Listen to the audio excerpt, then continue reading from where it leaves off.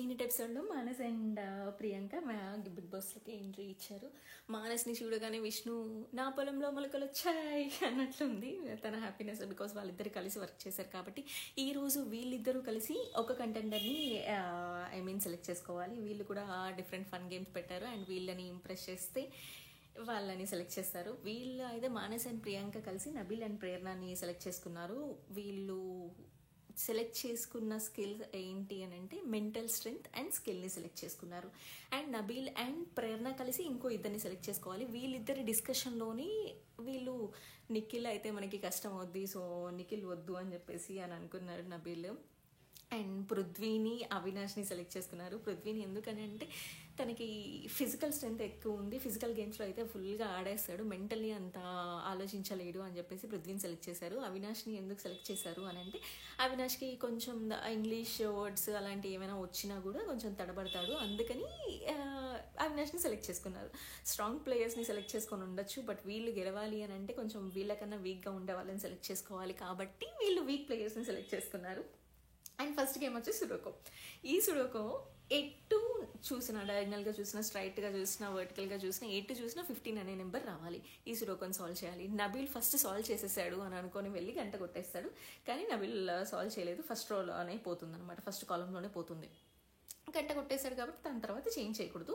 And వీళ్ళెవ్వరూ సరిగా solve చేయలేకపోయారు కాబట్టి తర్వాత బిగ్ బాస్ ఏం చేశాడు, బిగ్ బాస్ క్లూ ఇస్తాడు.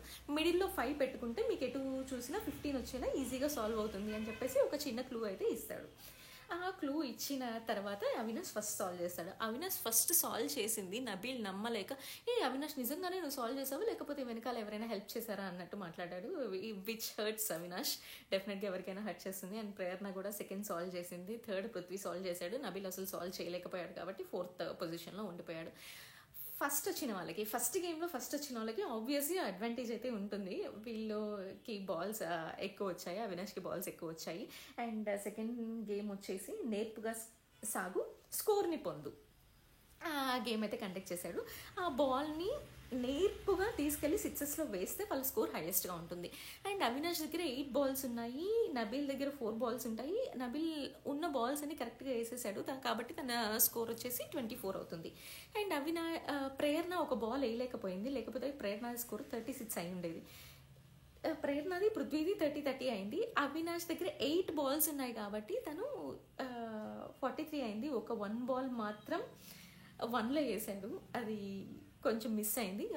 అండ్ అవినాష్ స్కోర్ వచ్చి 43. సో అవినాష్ ఈ గేమ్లో కూడా గెలిచాడు.